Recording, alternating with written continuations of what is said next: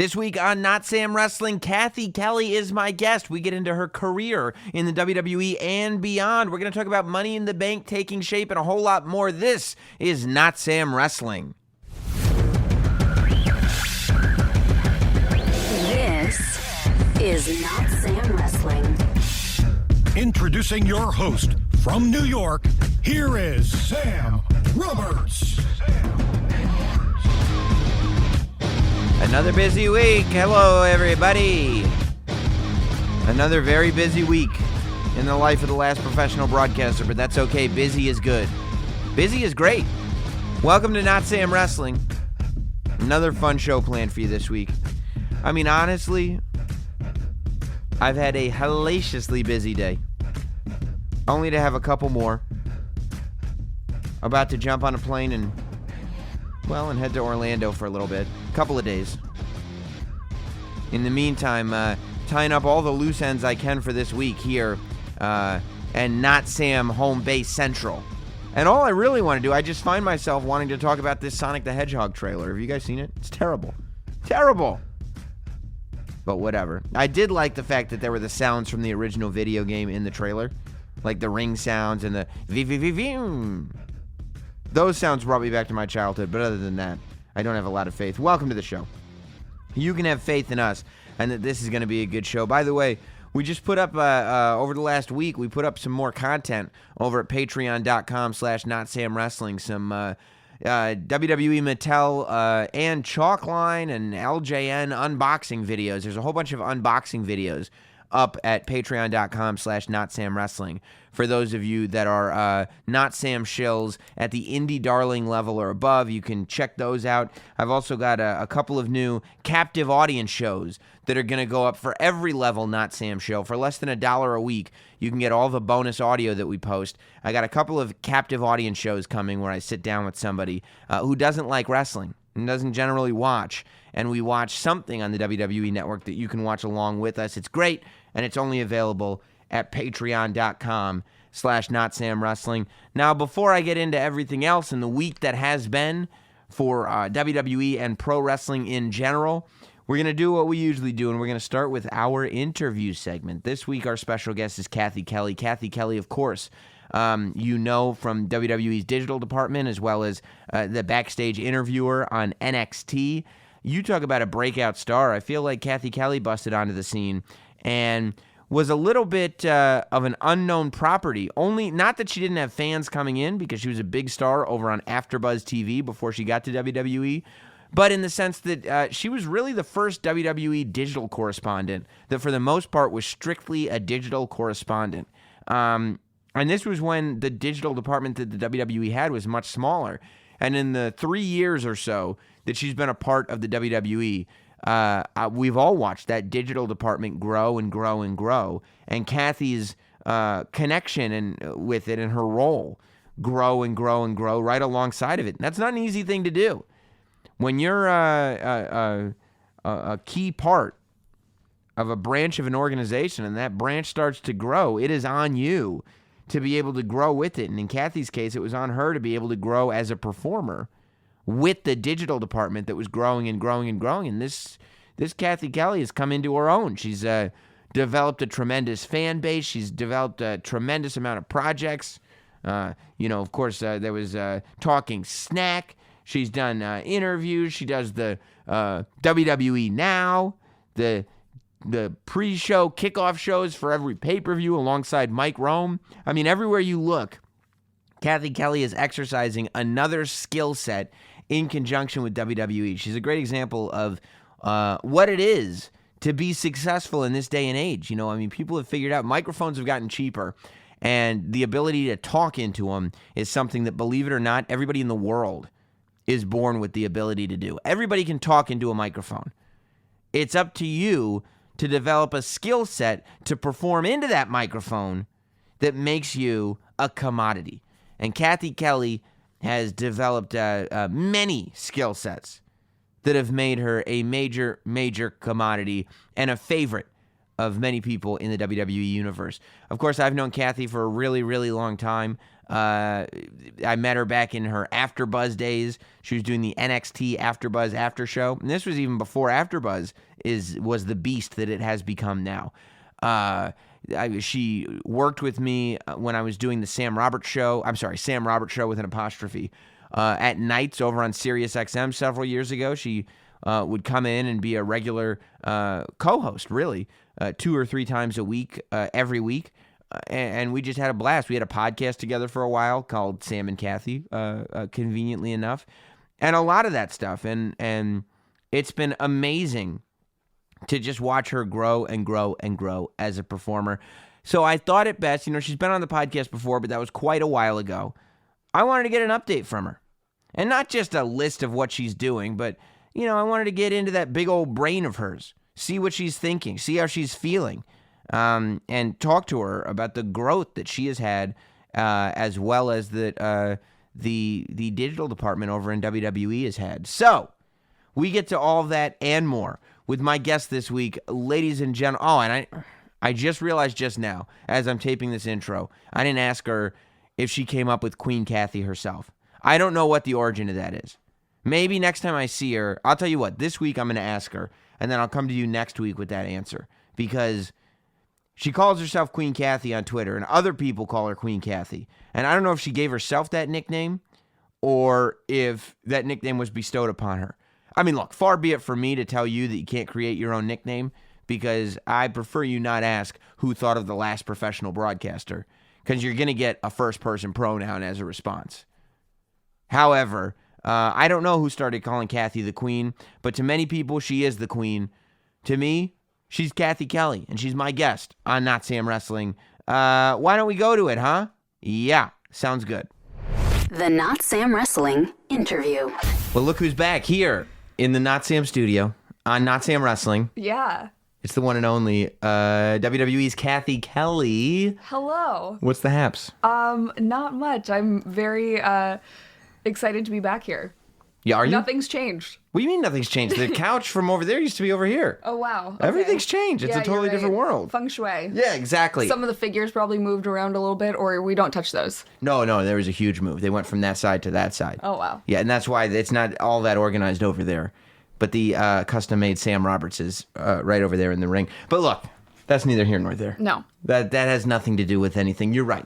Compared to everything going on in your life, not much here has changed. It's all kind of the same. This is The where more you come. things change, the more they stay the same. Right. Your life, it changes, it evolves. You get new responsibilities. You get bigger, and then you come over here, and it's exactly as you left it. Yeah.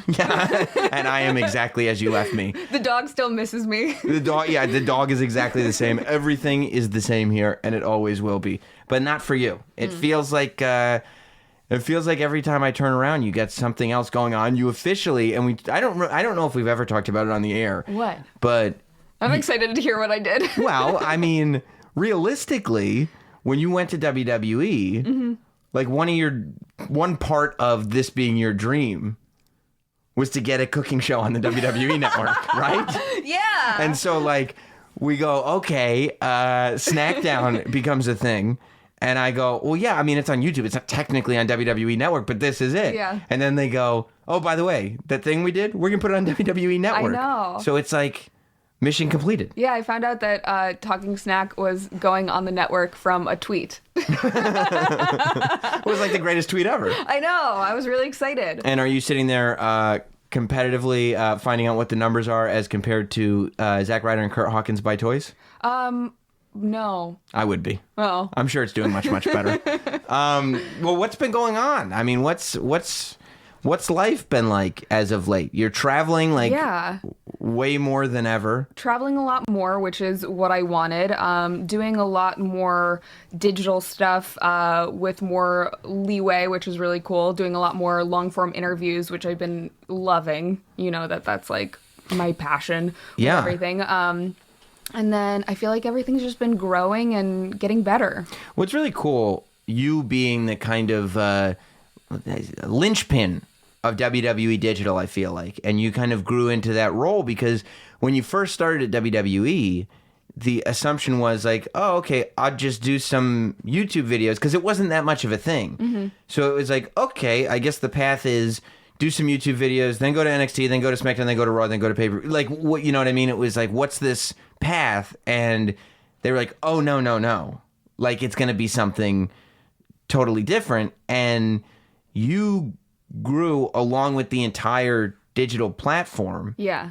To the point where you've built an audience that's enormous, and you've done these huge events that before you were in the position that you're in weren't happening. Yeah. So it wasn't like there was this set of blueprints for you to follow and get to this place. It was like, no, now that we have Cathy, Pave your own path. yeah, we're gonna build out this digital. I mean, I made a joke to my boss the other day that when I started, WWE's YouTube was at around 8 million, and now it's at 43 million, and there's only one thing that has changed. Yeah, I guess that leaves you responsible for, by my calculations, 120 million. Is None that of it. Is that, oh.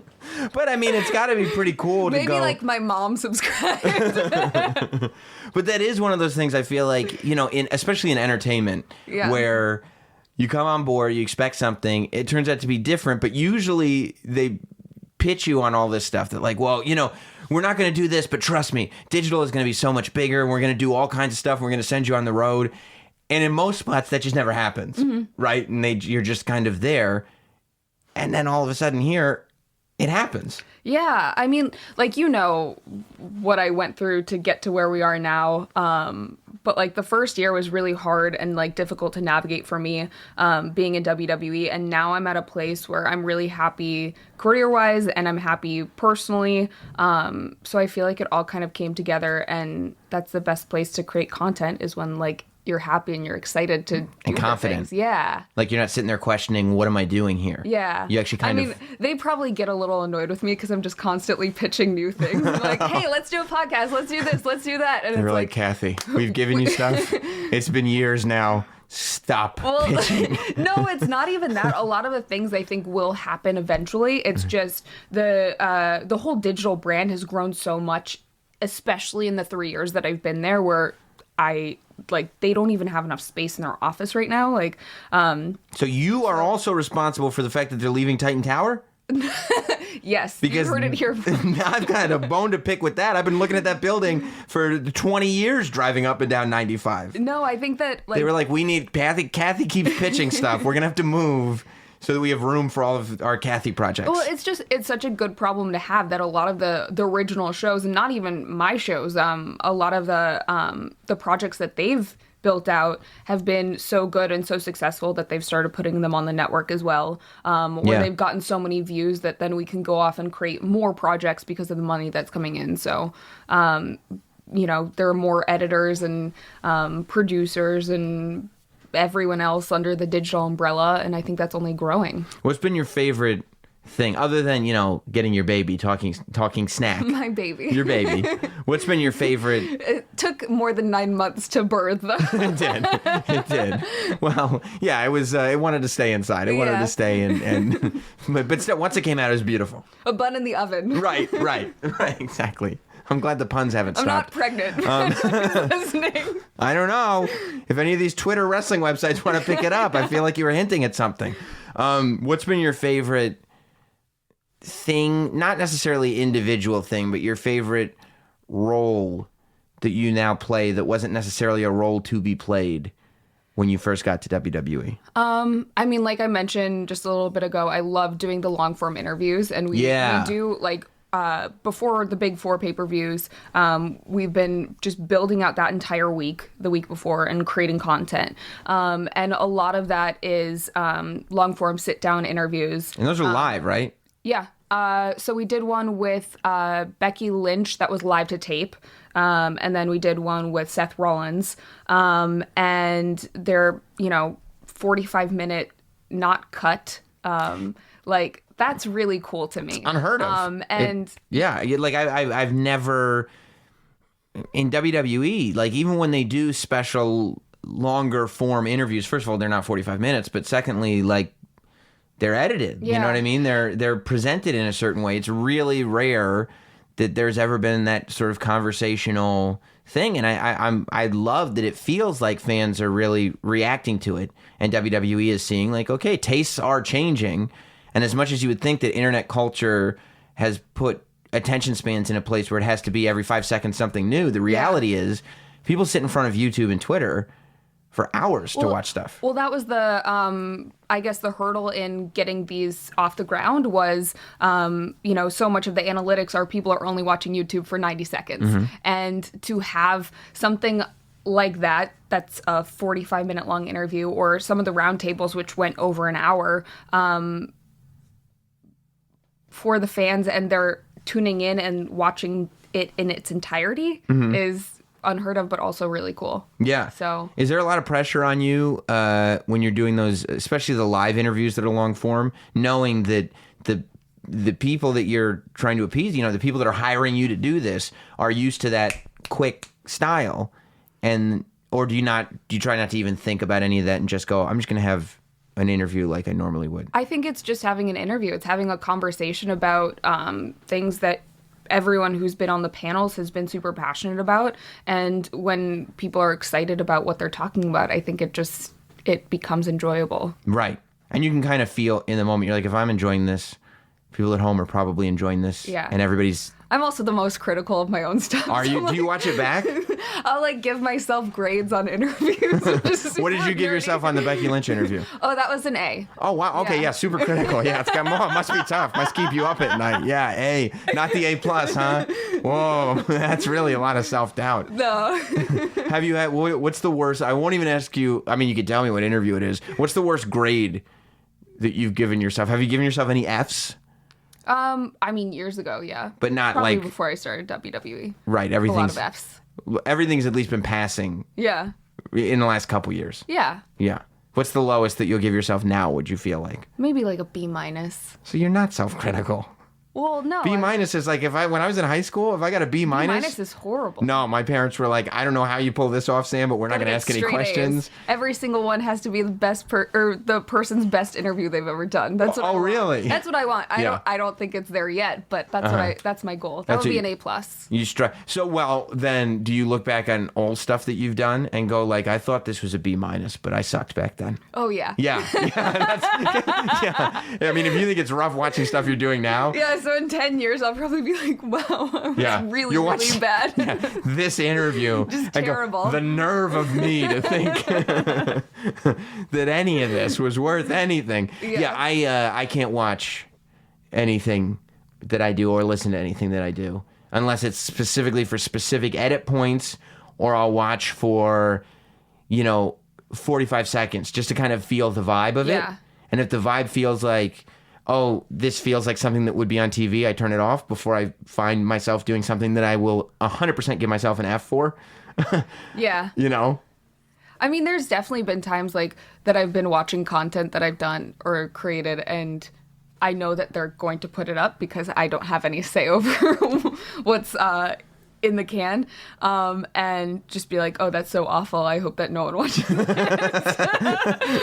But is there a freedom in the fact that you're not responsible for the final edit, meaning you don't have the option of sitting there and going through it with a fine-tooth comb? So you kind of just have to learn to just let go. I do that with some things, but I think that I'm just a person that likes to be in control of everything in their life. Yeah. And letting go of that a little bit is difficult for me. Yeah, I mean, but it is easier. I mean, that's the best part about.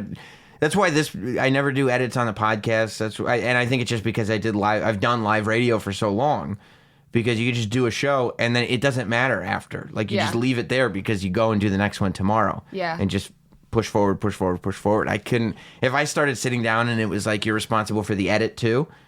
I'd only ever get one thing done in my entire life. Like, we would just keep going back and going back and going back. I mean, I think years ago, prior to WWE, I stopped myself from doing a lot of stuff because I was so scared about what other people would think, or scared that it wouldn't be up to my standard of good.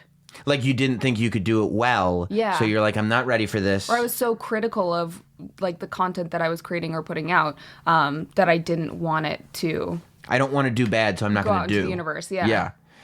So you don't have that in you anymore so much? You're a lot more willing to just try and just see? Oh, yeah, definitely. Yeah.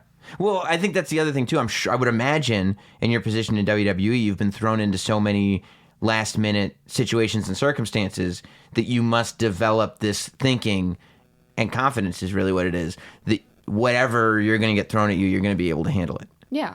Right? Yeah. What's been an instance where you go like, okay, this was a learning experience. I really can handle whatever gets thrown my way. Could you move your phone on the floor or something? That's what that sorry. sound is. I mean, you're busy. I don't know that I can think of anything off the top of my head. I mean, things that have been somewhat challenging recently were we were doing red carpets for a little bit under the WWE umbrella and going into a Kids' Choice Awards or something like that where, not everyone is completely familiar with the product and answering questions about WWE superstars.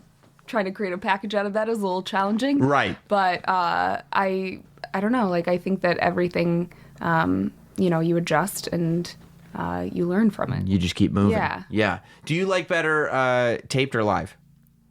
I like both for different reasons. What are the reasons? I like live because, you can't go back and be critical. Or, I mean, you can go back. You can definitely go back and be critical, but there's nothing you can do. And so it's completely out of your control. Then I like tape stuff because, it creates a really cool product sometimes. Yeah. Yeah. Outcome. So you're doing the long form interviews really just for the big four right now? Yeah, I mean, I think that'll change moving forward. That you'll do more of them, you think? We'll do more of them, yeah. I'd like to think so. Yeah. I like to think that Talking Snack will come back for a second season. I like to think that, we're just expanding under the digital brand and we'll have a lot more shows, like discussion shows, and other content, which would be great. And you're hosting live a lot, too. Like, not like live to broadcast, but it seems like you're doing a lot of live panels and things like that. Yeah, we're, we don't really call them panels, but the WWE Now lives before. No, I mean pay-per-views. Comic Cons and South by Southwest and stuff like that. I mean, those have just been kind of thrown at me, and those have been so much fun. Really? Yeah. So it's just like, hey, we're gonna go do this, and you just jump up and kind of introduce everybody, moderate, do the deal. I mean, those are the events that like I looked up to when I was younger. Like, right. I remember like seeing Comic-Con or whatever it is, like, and wanting to go. And now like hosting a panel, which was probably my biggest fear when I was a kid of speaking publicly in front of an audience. Yeah. And getting to do that. And like I feel, I don't know that lucky is the right word, but really grateful. Yeah. Fortunate? For those opportunities, yeah. I like the word fortunate. Yeah. Yeah. Now, do you still have that public speaking fear?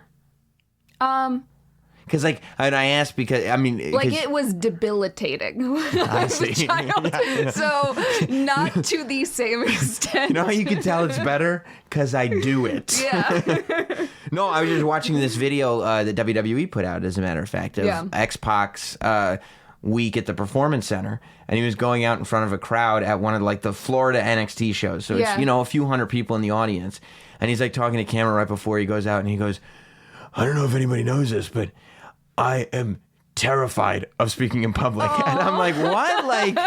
X-Pac promo after WrestleMania 14, Bischoff this, but still afraid of speaking in public, and he is. I mean, he goes up there and he's the best. He crushes it, but that's his truth. He's still afraid of it. I call him Uncle Sean. He really is amazing. To what level is your fear of public speaking now? Now, I'll get a little bit nervous, but I'll recognize that the nerves are more excitement than fear. Right. Yeah. When did you get over your debilitating fear of public speaking?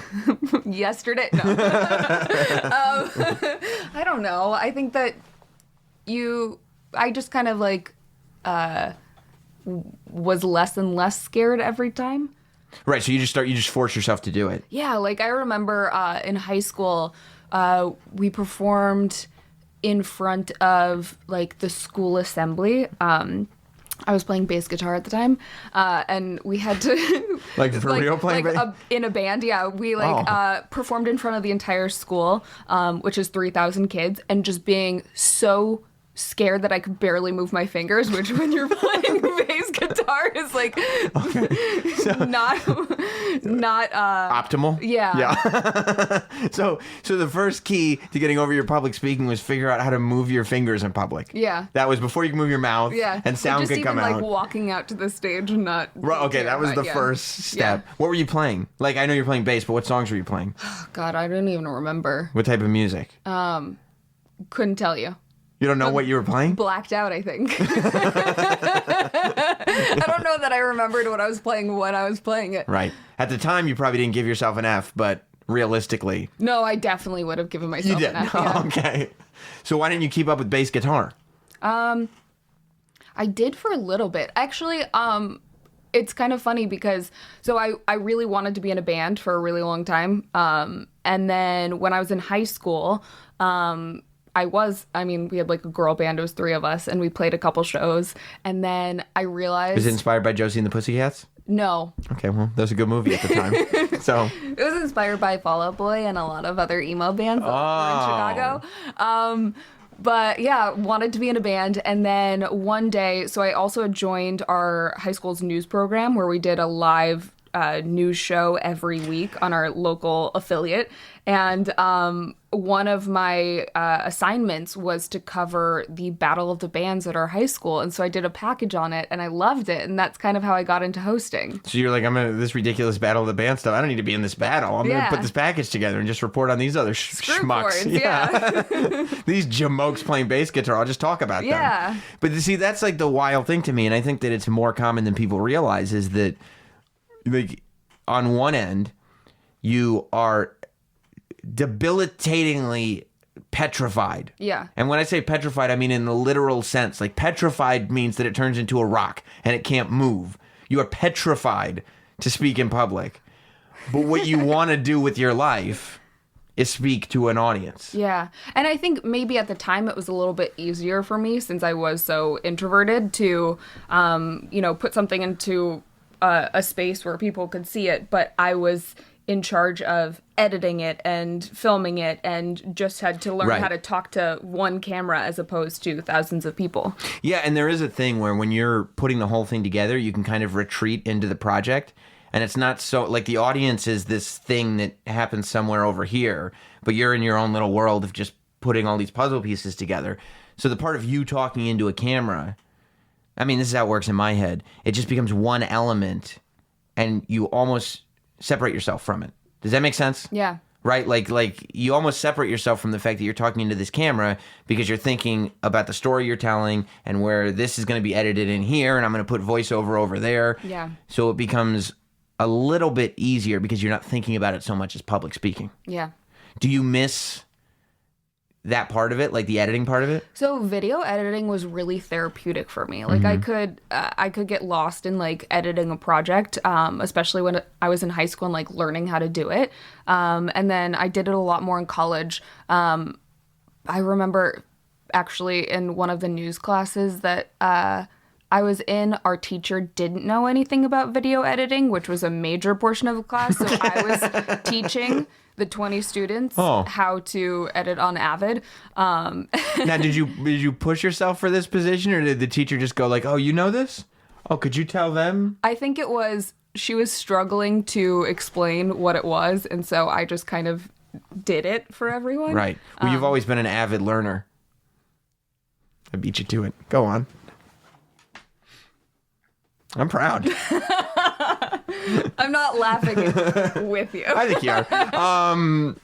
But so when did you fall off of that, or when did that become less of a priority for you? I mean, I don't think that it's ever become less of a priority. It's just that. Are you editing video right now?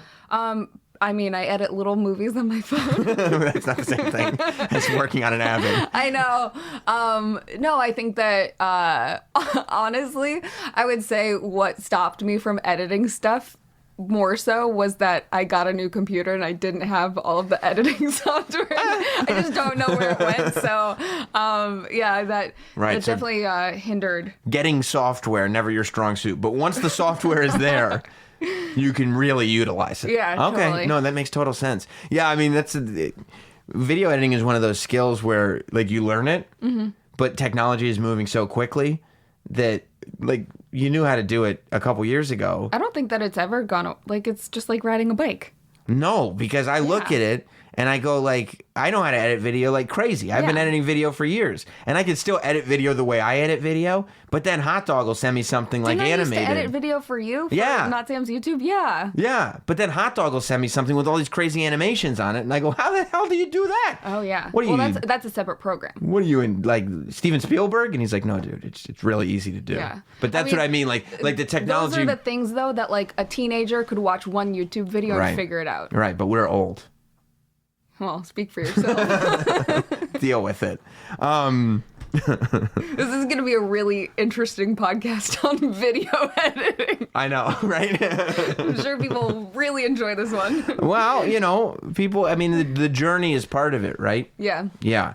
So, what are you doing now when you're on the road pay-per-view weekends, right? Pay-per-view weekends and usually about one other. So it's weekend, like... or Monday, Tuesday. It ends up being a couple times a month. A month, yeah.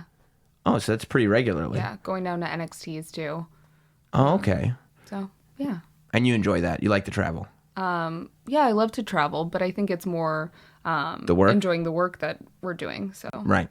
Yeah. Yeah, I mean, I hate to travel, but work, like, getting to do fun stuff all the time is the greatest thing in the world. Yeah. It's amazing. Do you still have, like, specific goals in terms of, you know, I want to do this. This is something I want to accomplish while I'm here. Or have you gotten to the point where you're like, my goal is to just get better and better and see where this thing goes? I definitely have goals. I don't know that I have, like, specific goals of, like, times that I have to meet certain things. Like, I would love to do a podcast or do... You're doing one right now. Congratulations. My own podcast. I would love to have my own. I would love to, like, doing the long form interviews that we've done a few of. I would love to do a weekly version of that. I would love to do more Talking Snack. I would love, I have no idea what the upcoming Fox Sports 1 show is going to be, but I would love to be involved with that. Yeah. I think, you know, being here or being with WWE was I thought you meant here for so long. in the Notsam studio. That was congratulations. And recently, I would say, like, within the last year, I was getting frustrated with not hitting certain goals by a certain time for myself. And so I kind of shifted my mindset to my goal has always been to be a role model, be the type of person and have the type of career that I always wanted. And I think that I am hitting those goals every day. So happy with where I'm at, but also not content with staying there, if that makes sense. It makes complete sense. Yeah. Yeah. You're like, you're satisfied in the moment, but that doesn't mean that you're finished. Yeah. Right. Like, you're happy with where you're at. Yeah. And I guess, you know, you always wonder how people are going to put up with, like, when you set a goal, there are so many people that get stopped because they complete it early. You know what I mean? Like, the goal comes early. They don't really have to work that hard or as hard as they thought for it. And it gets presented to them. And at the time, it's like, oh my God, this is the greatest thing ever. But most of the time when that happens, you get to this place where people fall off because they got nothing else going on. You know what I mean? And the people that actually do achieve crazy dreams are the ones that weren't handed everything or had to work really hard for everything. Right. Sometimes invisibly. Mm-hmm. You know what I mean? Like, nobody will really kind of figure out exactly what the journey was the entire time. Or no one was paying attention. Right, yeah. That's the thing. Yeah. It's like, it could be all right there and just no one was paying attention. And then finally one day... Yeah, I mean, I always go back to the quotes about it taking 12 years to become an overnight success. Totally. Or the 10,000 hours, Malcolm Gladwell, yeah. Yeah. Now, do There's good stuff happening, right? You ending up in WWE, your shows, like you know, the travel, all the stuff that's been going well.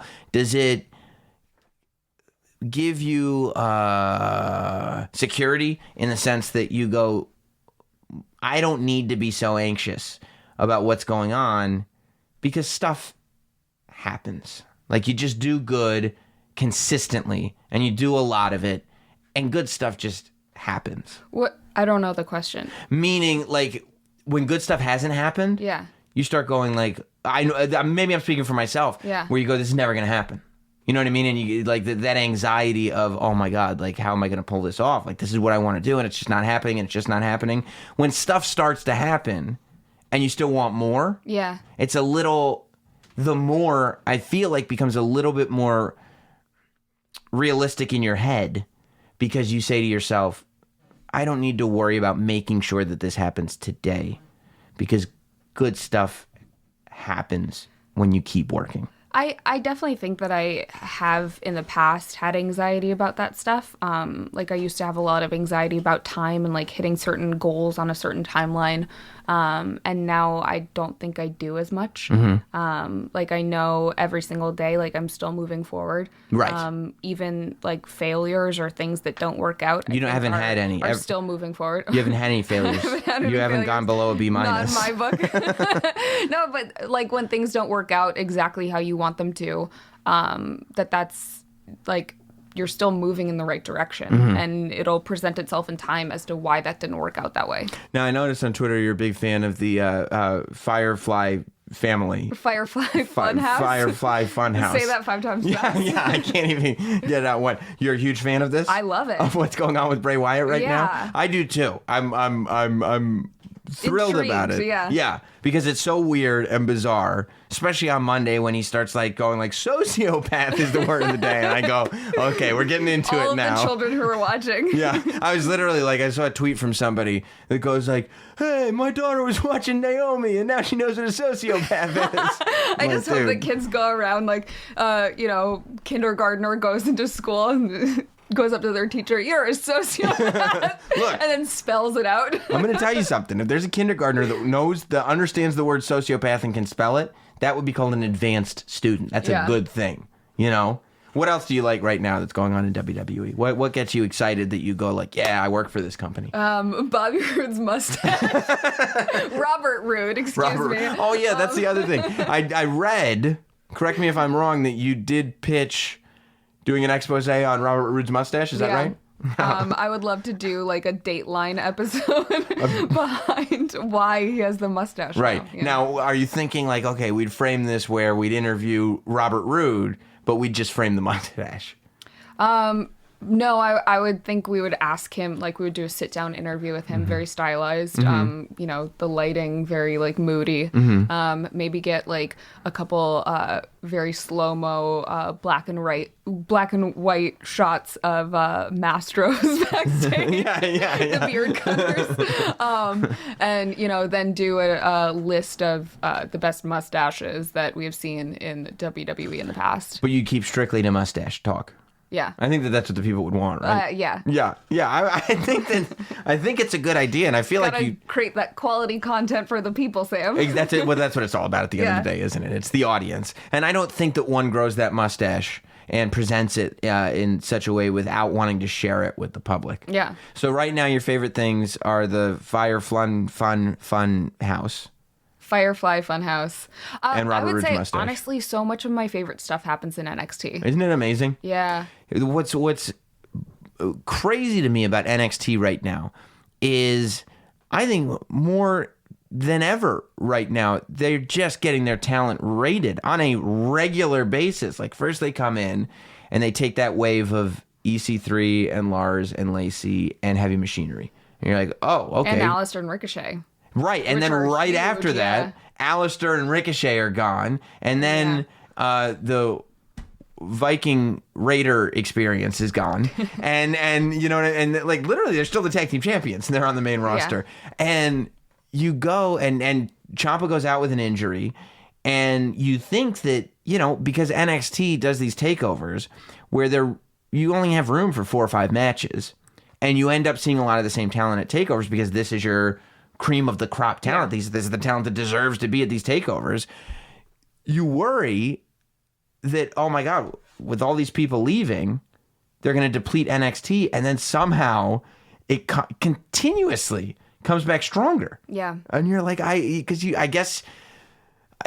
don't know. I honestly, I haven't put my finger on how they do it. I mean, you talk about someone's journey and like working silently for so long. A lot of the superstars at NXT, they've been working, like they've been at the Performance Center for 2-3 years, sometimes longer, and finally getting the opportunity to show what they're capable of on TV. Mm-hmm. You know, the lucky people in Florida who get to go to the live events get to see it every single weekend, but there are so many people who have been working for so long, and then there's just a day when it clicks, and then finally they get their opportunity. But I think overall, like, NXT is just such a special show. Mm-hmm. You know how big of a fan I was of it prior to coming to WWE, and now I think it's even cooler than it was 3 years ago. It's as good as it's ever been, which is a lot because, and I know that sounds like, you know, kind of company line-ish, but it's true.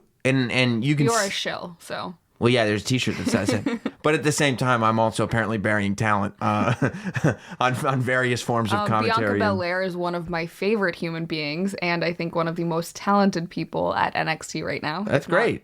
The most. Right. Yeah. Not the most. If not the most. Oh, I would say not the most talented person, but I didn't say she wasn't talented. And I've never said anything about her as a person. She seems like a great person. Anyway, I digress. Besides, nobody's mad at me about Bianca Belair anymore. They're all mad at me about Dana Brooke. But regardless of all that, I mean, you look at the takeovers, and consistently every show, it's either as good or better than the last one. And I think the last year and a half of takeover shows has been by far the best year and a half of takeover shows they've ever done. Yeah. And, you know, and again, you go back and you're going like, oh, Champa is lost from the main event a week before takeover. How is this going to work? Exactly. You go like, okay, they're allowed to have one dud, right? Give them one strike. They've had just show after show after show. And then Adam Cole's like, hold my beer. And and you go, oh my God, they did it again. Well, did you think that Undisputed Era wouldn't deliver? Of course they were. Of course I knew they were going to deliver. Okay, so let's say Vince McMahon comes up to you and he goes, Cathy. Yeah. And you go, oh my God, yes, Vince. I would be intimidated. And he goes, what are my top 2 to 3 NXT recruits right now? Who should I be looking at to bring up to the main roster? Like, who's the future of this company? You're there for all the TV tapings. Yeah. You're there. You're as aware as anybody could be of the product. Velveteen Dream. Mm-hmm. Bianca Belair. Mm-hmm.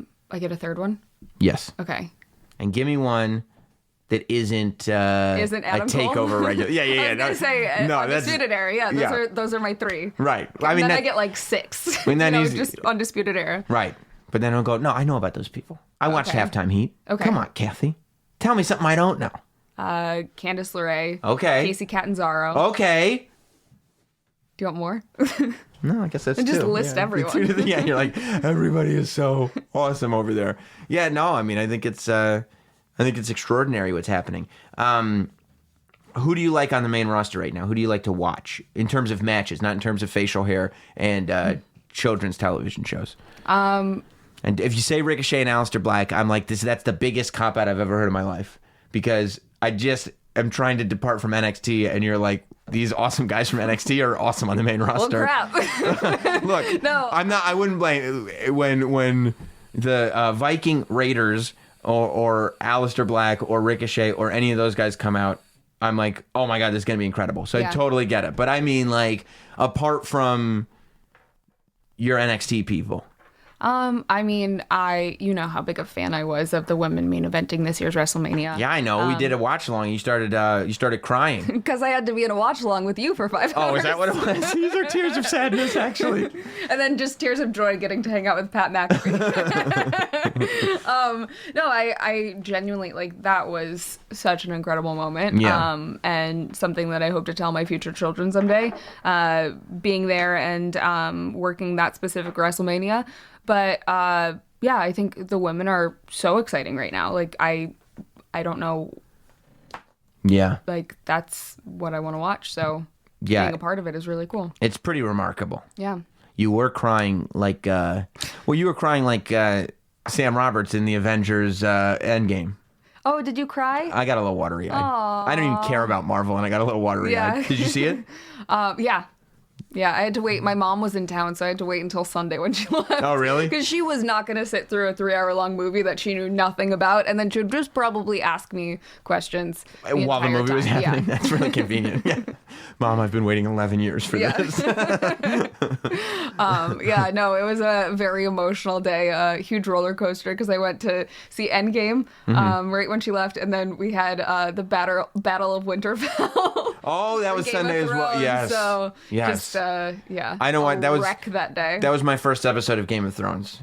I actually, it's so funny because I was sitting with my friend the other day.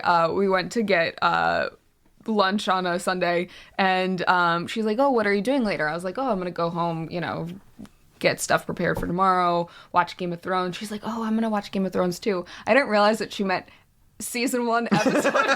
She's And gonna start. It was just so bizarre to me. Yeah. No, but I mean, they do a good job on that show. I got swept up. I was like, oh man, this Arya chick is great. I didn't know who she Arya? was. Is that how you pronounce that? Yeah. Oh, okay. I don't know. Area. Arya. It's the area chick. Yeah. I mean, I've been watching all of the seasons, and there's still people that I don't know their names. I'm horrible at that stuff. Well, especially because those names are like out of mythology book or something. They're impossible. A George R.R. Martin book. Is that where they're from? Yeah. Yeah. I mean, I don't blame you for not knowing those names. Like, they're insane. What? Most of the Game of Thrones names. Yeah, They sound like just syllables thrown together. They're not real things. true. George R.R. Martin just was having himself a time. Yeah. And decided to go for it.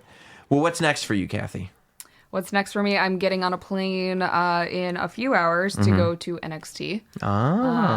And then what do we have? We have Money in the Bank coming up. We're doing another watch along, which I'm assuming you will be there for. I haven't been told about it, but I'm assuming Well, I'll I've been told about it. stroll in and have stuff thrown at me or something. Yeah. Yeah. Another cupcake to the face. Oh, yeah. See, Yeah. I feel no sympathy for you about that. Why? Because I got a cupcake to the face during the first match of the show, and I still had to go out there and be Who in threw a full hair and cupcake at makeup. you? Big Show. Oh, okay. Yeah. Well, what are you going to say? I mean, Big Show threw a cupcake in your face? He, so I was going to eat a cupcake, and he goes, "Oh, they smell weird." Then Okay, well, you just had it like tapped. I mean, I had it literally smushed into. I was cleaning icing out of my beard for a week. well, and if now, you by had the way, a mustache, that wouldn't be a problem. you're right. You're right. That's what Robert Roode was thinking. He watched that watch long and he was like, I'm not going to get stuck in that position. Yeah. And by the way, Pretzels in your hair. it's true. The watch along It's a mess. the watch along before that, they were throwing things at me too. Food. These iconics, they're bad people, and people don't understand that. I think they're great people. They are two of my favorite people to watch. That's my favorite part, I think, of SmackDown and now Raw, since they're on both. Well, they're the champions. Yeah, they don't win matches, but they're the champions. They did win a match At WrestleMania. at WrestleMania, which Yeah. is when it matters. Oh, okay. I didn't realize. Okay. All right. You didn't realize? I didn't realize that was the only time it mattered. I knew that they won that match because they came in and to brag about winning the match, smushed a cupcake on my face. I remember. I was there. Who do you not hate? I don't hate anybody. Yeah.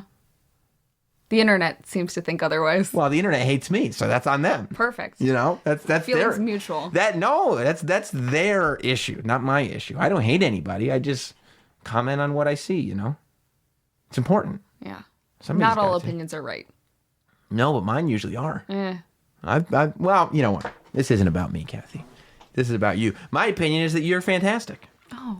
Okay, well, that one's right. 1 for 23.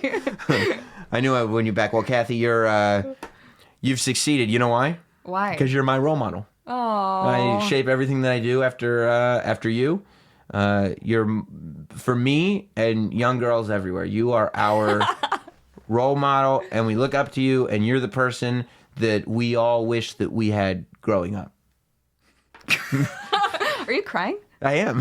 This is You're getting teary-eyed? Sorry, no, I just think about the Avengers again. It's really emotional. Well, where can they follow you on social? You can follow me on Twitter at Catherine Kelly and on Instagram at Cathy Kelly. You haven't fixed that yet, huh? I like to keep it interesting. Interesting? Yeah. Keep people on their toes. Keep the branding off kilter. Why not? Follow me on WWE's YouTube. Yes, Do that WWE's too. YouTube channel. It just keeps growing exponentially and exponentially. I mean, that's how I keep up with you. I look forward to seeing what you're going to do next. Thank you for making the time, Cathy Kelly. Of course. Thanks for having me. Why are you laughing at that? No reason. It's now time for this week's State of Wrestling. And welcome to the State of Wrestling this week. I'm busier now than I was at the start of this podcast somehow. It's amazing. I don't know what's going on. If I sound a little different than I've been sounding for the rest of it, that's because I've stepped out of the Notsam studio. For you guys that listen at patreon.com/NotSamWrestling, all the Notsam shills that are used to getting the podcast on Wednesday afternoons and are wondering why it's late Wednesday night that you're finally getting the show, well, it's because I'm here in Orlando. It's the same reason. The reason it sounds different and the reason the show is later for the advanced people is because I'm in a hotel room in Orlando this morning. So yesterday I started the podcast and recorded the intro and recorded the interview with Cathy Kelly. And then I woke up in the morning. I did this SiriusXM radio show, Jim Norton and Sam Roberts, jumped on a plane, flew to Orlando, got spruced up, got to the hotel, did the whole deal, and went straight to the NXT TV tapings tonight. Just figured I'd come down to Orlando and hang out with the boys and watch the show a little bit. I'm not a part of the NXT TV tapings or anything like that. I don't want to. I think there are spoilers out there of who the new commentator is on NXT, but I won't tell you just in case you don't want to get spoiled. But I will tell you, I am not down here to do NXT commentary. I'm just spending a couple of days down in Orlando and checked out the tapings tonight. And they were great, obviously, but I couldn't let the evening pass. And then tomorrow morning, I wake up, and the plan is to do a remote from Orlando, do Jim Norton and Sam Roberts with Jim in New York and myself in Orlando. I always get nervous that the technology is going to work. So we'll see if it does or not tomorrow morning. By the time you hear this, we probably will know if that technology worked or not. It should work, but you just never know. But regardless, I couldn't let the day end. I couldn't let the sun come up in the morning without going over the top 5 stories of the week, according to yours truly, the last professional broadcaster in the world of pro wrestling. So here we go, State of Wrestling time, and we start with story number 5, technically an MMA story, but it applies to the world of pro wrestling absolutely, and that is that Dana White was quoted, Brett Okamoto from ESPN, he posted a thing on his Twitter account that he was talking to Dana White. It's coming from Brett and Ariel Helwani, who's a buddy, who they were talking about Daniel Cormier and his potential next fight against Brock Lesnar, and Dana White pushing the fact that the next fight will probably be against Stipe Miocic. Dana White said, Brock Lesnar told me he's done. He's retiring. Brock Lesnar retiring from the world of MMA. I think that that's a very good idea for Brock. MMA is something that it's very difficult for, first of all, it's very difficult for anybody to do, especially if you haven't been doing it all your life. Now, of course, Brock is in a different category because, he was an incredible NCAA wrestler. So with that skill set and the fact that he's this freak athlete and the size of a truck, he is going to be able to do fine, and he had a pretty spectacular UFC career, in my personal opinion, especially given what his background was, and quite frankly, the lack of MMA background. He beat some pretty impressive people, and even the people he didn't beat, he had some pretty impressive fights. However, he had his bout with diverticulitis, he's gotten older, and MMA is a young man's game. I think that the last thing we want, and the last thing that Brock Lesnar wants, there's no reason for him to get into that octagon and not be performing at 100%. To go into the octagon one more time just to not look better than he looked before seems like a waste of time. So I think he's making the right move. The question then comes up, what is his future like with WWE? Rumors were going crazy this week. Some people saying that Brock Lesnar is going to retire at WrestleMania 36. It's going to be his last match. Quite frankly, I don't think Brock Lesnar should ever retire. I don't think that he needs to have a retirement match. Brock Lesnar has redefined what a superstar can do with their career. Brock Lesnar, he could wrestle even less if he wants. He's like the Howard Stern of wrestling, in the sense that Howard Stern has reached a point where he doesn't need to work that much. He can do 3 days a week and take, 15 weeks off a year for vacation or whatever he does, because he's a draw. Because whatever you give him, whatever he gives you in that world is going to make a huge impact. And that's what Brock does. I think Brock could wrestle even less if that's something that he wanted to do and still have a pretty significant value to WWE. Now, I do think that for situations like that, it's really important that he not have the Universal Championship. I don't think that his schedule, it's not right because of his schedule to take one of the major titles out of play. There's just no reason to have that title then. But I don't think Brock even needs a title to be a draw. He just needs to keep winning. The last thing that I think that one of the worst things WWE did with Brock Lesnar, and I think the reason they did this was because the Brock Lesnar model had not been proven before Brock Lesnar showed up in WWE for his most recent run. But he got beat quite a bit before he beat The Undertaker at WrestleMania. I mean, he lost to Triple H. He lost to John Cena. Before he started winning matches nonstop, he was losing matches. His role was the more traditional part-timer role, which is he's only going to be around, a handful of times a year. So those handful of times, let's hype him up, let's get him in the ring, let's have somebody beat him and look stronger for it. What WWE didn't realize they could do is make his part-time schedule an even bigger piece of the folklore and make it so that Brock Lesnar feels even more unbeatable. So when somebody finally does, a la Seth Rollins, it should mean quite a bit. Now, I don't think it helps that Seth Rollins gave him a low blow. I think that does take away a little bit from the victory. But I definitely think that it works. And I think that, I've never been in the ring. I don't know what the wear and tear feels like for Brock Lesnar. His matches are incredibly physical and incredibly hard fought. I'm sure every match he has, other than the 5-second ones, he comes out feeling like he got into a car accident. But I think if you're only getting into the ring 4 times a year, Brock Lesnar could easily shift into an Undertaker schedule where he's really only getting into the ring 1 time a year and still be successful. There's no reason for a guy who can get by doing 1 match a year, theoretically. There's no reason for that guy to retire. I mean, why retire if you're Brock Lesnar when instead you could just disappear? Brock Lesnar could disappear for 3 years and come back and just wrestle 1 match here, 1 match there.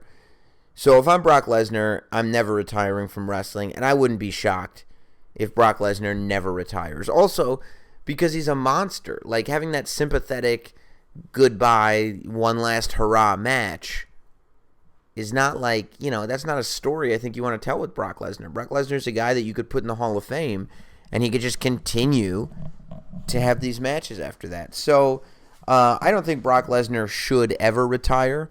It'll be interesting to see if he does. He is the type of guy that could just decide to go up into the hills of Canada and just never come out again, not be a public person anymore, which is fine.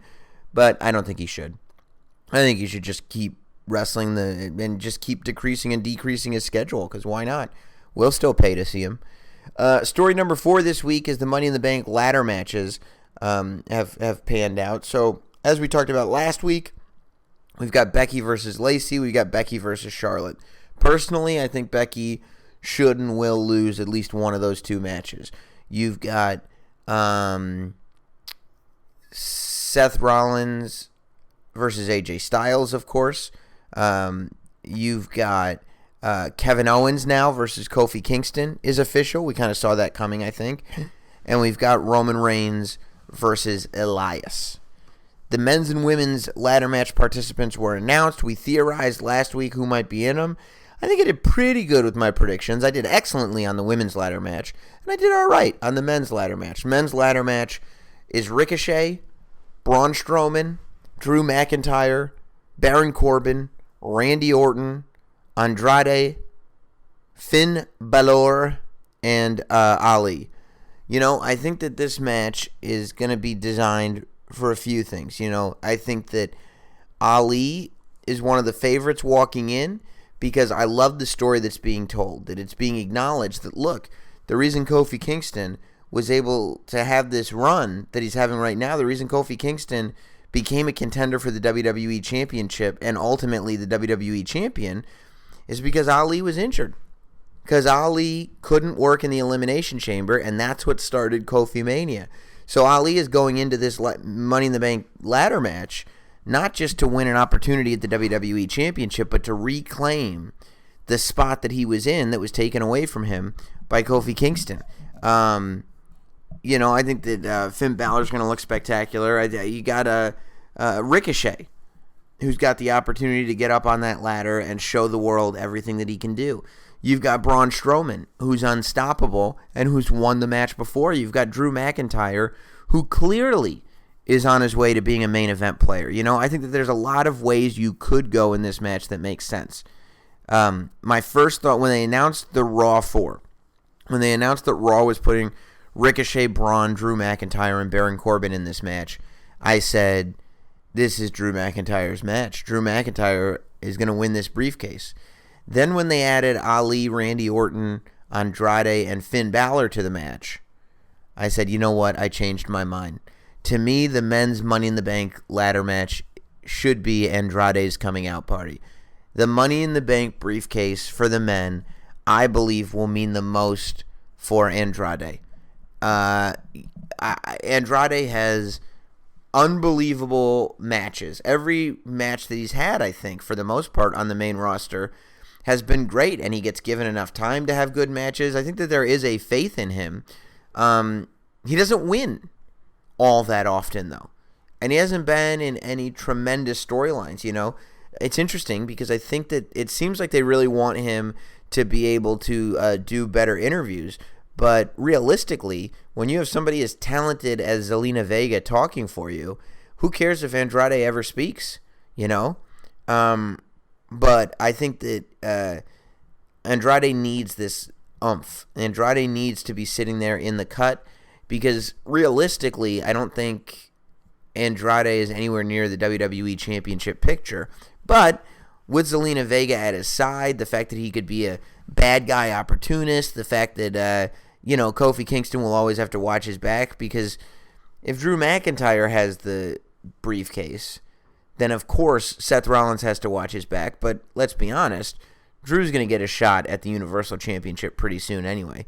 Ali, I feel like, if he is to get a WWE Championship opportunity, you want him to maintain his underdog status.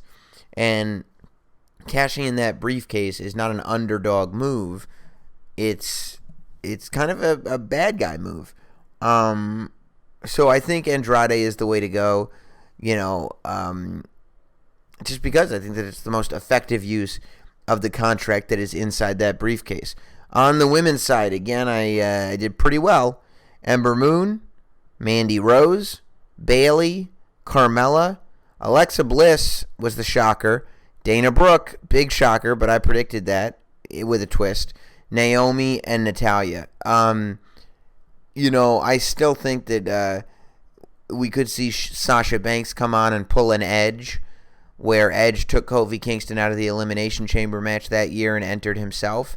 I could see Sasha Banks taking Dana Brooke out. I do think that Sasha Banks will be back in a WWE ring.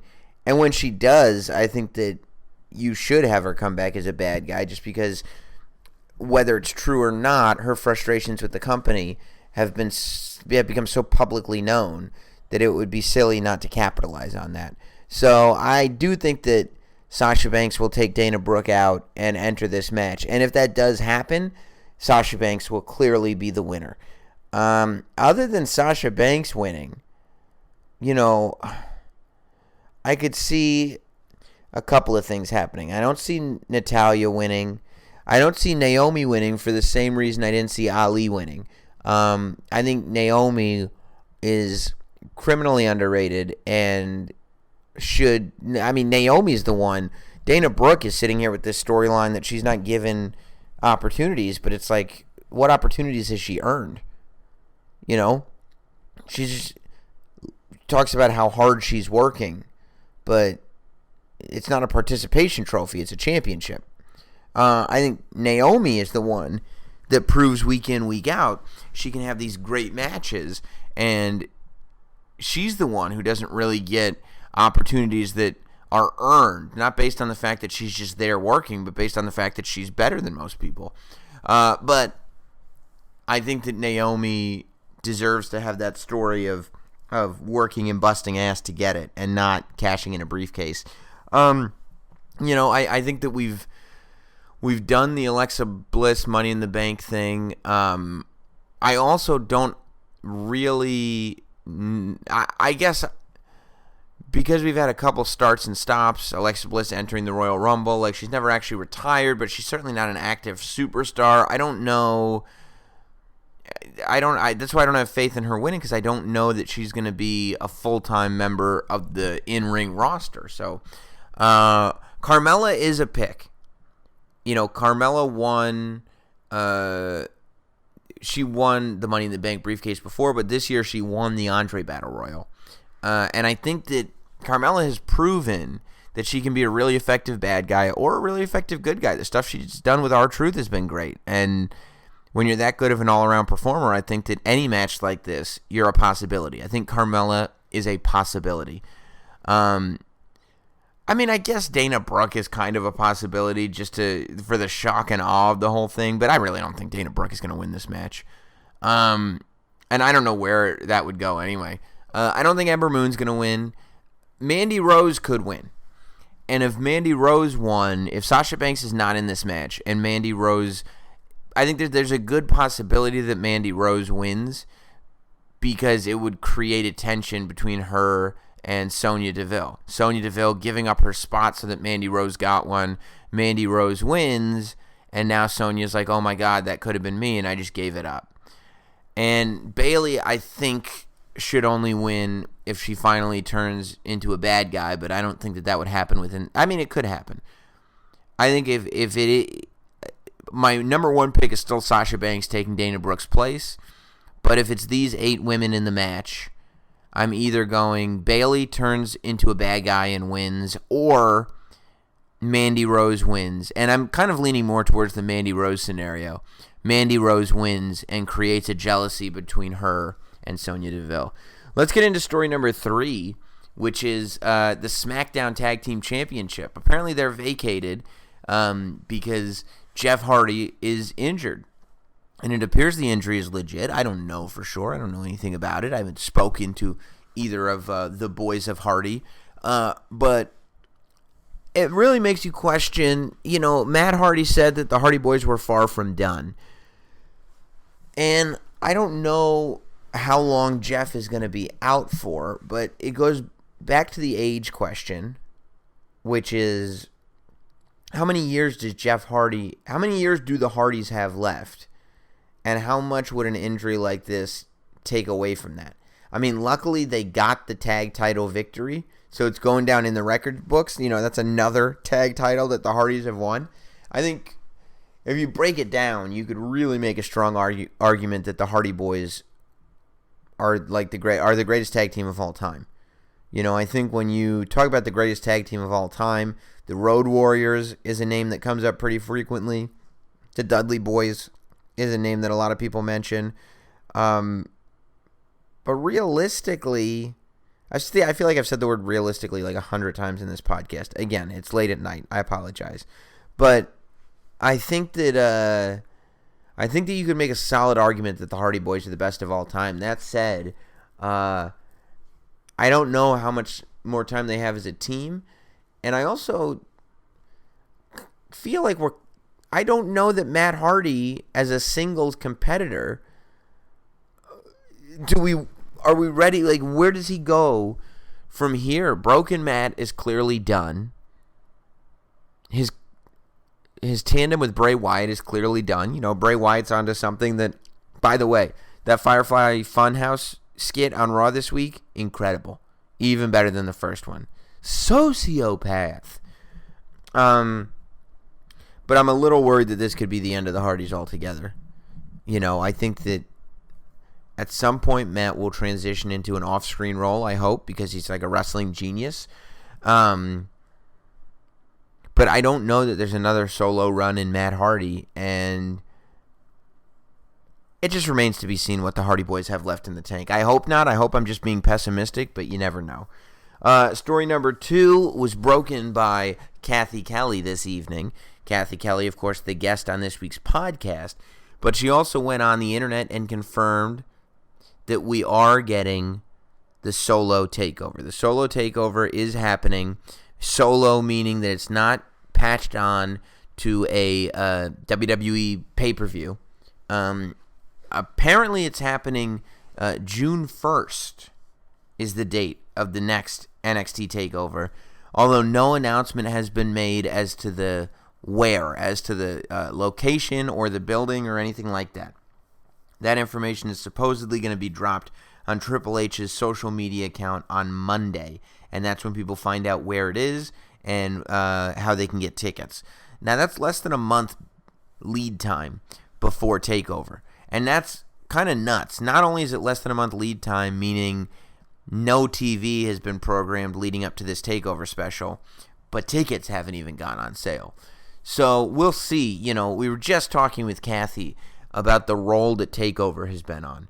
I think now, especially after the shakeup and everything changing, I think now we find out the strength of that NXT brand. I think that they're owed a mulligan. They're owed one that goes like, that wasn't that great. But they keep not needing the mulligan. They keep delivering stuff that is great. So we're going to see here exactly how it goes down. I think it's awesome that they're doing it solo. It's too bad. Well, I guess I don't know. There were rumors that it was going to be in San Jose. Maybe it is going to be in San Jose still. That's still one of my favorite live shows that I've ever seen, NXT or otherwise. The San Jose show before WrestleMania 31 that was not televised. I think that there's on one of the NXT DVDs, the Hideo Itami Tyler Breeze match is available, I think. But it's like, it's like hard cam footage or something. It's not like professionally TV shot. But I love that NXT is doing a solo show, not attached to a WWE pay-per-view, not piggybacking off anything, just going on the strength of the brand. And I'm ready to see what it does. I think that also, what choice do they have here? If they didn't do this solo show, even though it's kind of last minute, then do we not get a takeover until August? Waiting from WrestleMania to SummerSlam, it's a long time to wait between two takeovers.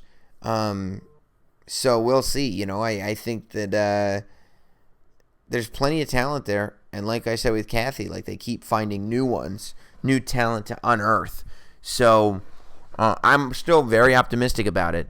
And I think it should be celebrated. Anybody that's a fan of NXT should really be celebrating the fact that this brand is branching out on its own. That it's not, it's WrestleMania weekend and NXT had the best show of the weekend. This is TakeOver's weekend.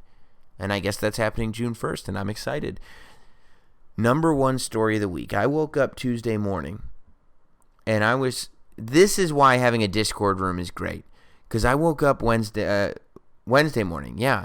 And in the Notsam Shills Patreon Discord room, which everybody, you could, for less than $1 a week, you can be a first level Money Mark Notsam Shill. at patreon.com/NotSamWrestling, and you'll get access to this Discord room, which every wrestling show, there's a group chat going on. There's group chats happening all day. There's people, sending pictures of stuff. They're talking about the latest news. It's really, really a cool community tool.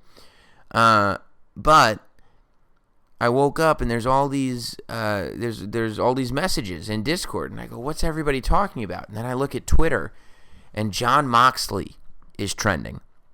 And I could not believe it. I said, whoa, Dean Ambrose, the whole time he was in WWE, never used Twitter. Now, I don't know if Dean Ambrose must have had an account or something at some point, because I looked, and for some reason I'm following Jon Moxley. So I don't know what this original account was that became Jon Moxley, but whatever. Jon Moxley, for those that don't know, was the name that Dean Ambrose used on the indies before he got to WWE Developmental, and they changed his name. Jon Moxley was really well known for the stuff he did in CZW, Combat Zone Wrestling, deathmatch stuff, really. I mean, he became very well known for all the crazy deathmatch stuff, and that's why it was so exciting.